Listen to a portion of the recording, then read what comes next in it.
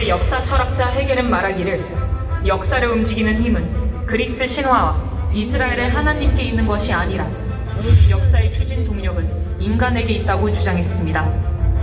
그리고 이러한 헤겔의 사상은 독일의 공산주의 혁명 사상가 엥겔스와 칼 마르크스에게로 옮겨갔습니다.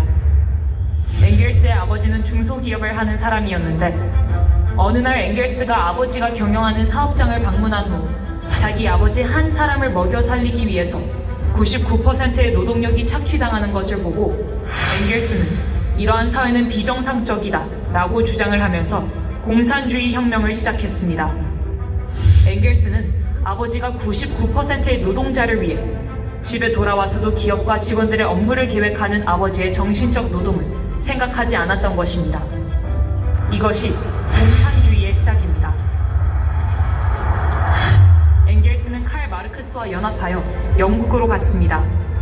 영국을 공산화시키기 위하여 노동자들에게 낙과 곡괭이를 가지고 지주의 목을 치자고 선동하였지만 요한 웨슬리의 복음의 벨트에 걸려서 실패했습니다.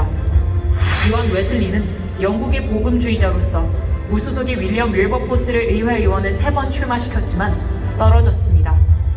그러나 결국 4번째 시도 끝에 윌리엄 윌버포스는 당선되어 요한 웨슬리의 지시에 따라 의회에서 노예 해방을 주장했고 의원들의 동의로 노예가 해방되었습니다.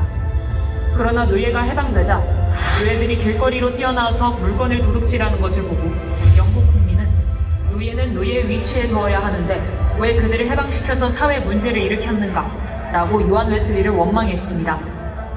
요한 웨슬리는 오늘날 한국의 농협은행과 같은 빈민을 위한 은행 제도를 만들어서 누구든지 교회를 찾아오면 이자 없이 한 달 동안 생활비를 대출해주는 방법으로 영국의 공산주의를 막아내었습니다.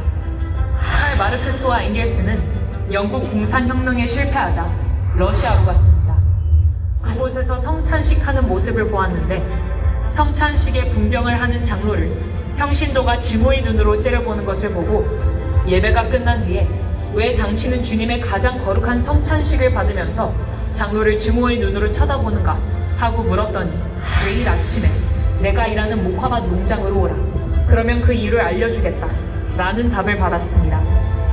아침부터 시작된 목화밭 농장에서 떡과 포도주를 나눠준 장로가 주일날은 천사가 되고 월요일부터 토요일까지는 종들을 향하여 채찍을 때리는 것을 보고 그때 러시아는 이제 우리 것이다 하고 주장하며 학교 교사 23명을 선동하여 볼셰비키 혁명이 일어나게 되었습니다.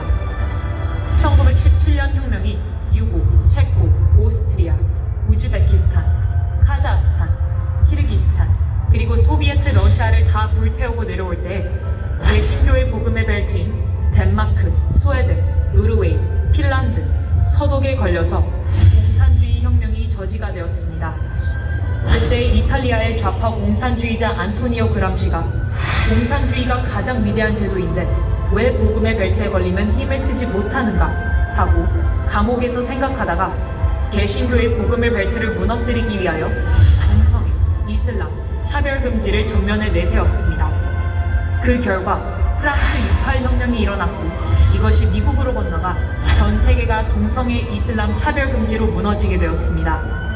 동쪽으로 볼셰비키 혁명 세력이 동독을 점령하고 중국을 점령하고 동남아 일부를 점령하여 이것이 북한으로 들어가서 주사파의 옷을 갈아입고 대한민국으로 침투하여 오늘날 대한민국이 주사파에 의해 점령되는 세상이 되었습니다. 이것을 이길 수 있는 유일한 힘은 복음밖에 없습니다. 공산주의와 복음은 양립할 수 없는 사이입니다. 오늘날 대한민국은 정치, 경제, 사회, 군사, 외교, 문화, 언론, 민노총 등이 완전 주사파에 점령된 상태이고 그 증거는 김대중, 노무현, 문재인이 평양에 가서 낮은 단계 연방제를 서명함으로 그때부터 대한민국은 무너졌습니다.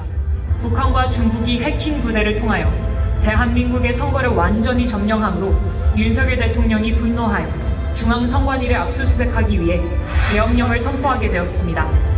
그러나 당시 법사위원장이 헌법재판소에서 내란 혐의를 뺐음에도 불구하고 헌법 밑에 있는 국회에서 법률을 만들어 윤석열 대통령을 내란 수계로 몰아 서울구치소에 감금시켰습니다. 이제 우리는 헌법 위의 권위인 국민 저항권으로 광화문 광장에 1,000만 명이 모여 이미 북한 주사파에게 점령된 대한민국을 정상적 국가로 구출해야 할 것이며, 이승만 대통령이 세웠고 박정희 대통령이 일으킨 세계 경제 6위, 군사력 5위의 나라를 속히 구해야 할 것입니다. 이재명 대통령은 연말까지 자진하야해야 할 것이며, 국회의원들은 자진 사퇴하고 3개월 안에 재선거를 실시하여 대한민국을 정상적 국가로 바로 세워야 할 것입니다. 광화문에 한 번이라도 나온 사람들은 총집결하여 1,000만 명이 광화문 광장에 모이면 4.19와 5.16 혁명 같은 효과가 일어날 것입니다. 이것은 헌법 위의 권위를 가지고 있기 때문에 대한민국은 제2의 건국을 해야 할 것입니다. 존경하는 국민 여러분, 우리는 광화문 운동을 7년 진행하였고 윤석열 대통령을 당선시켰으며, 그 결과 오늘까지도 우리는 대한민국에 살 수 있게 되었으나, 이재명은 문재인보다 더 사악한 자이므로 반드시 대한민국을 북한의 연방제로 넘기기 위하여 방위 출신을 국방부 장관에 임명하는가 하며, 미 문화안에 불을 지른 김민석을 총리로 임명하고 장차관들은 군대도 안 다녀온 자들로 임명하여 대한민국을 전쟁 없이 북한의 연방제로 넘기려고 시도하고 있습니다. 우리는 북한의 연방제로 나라를 넘겨줄 수 없습니다.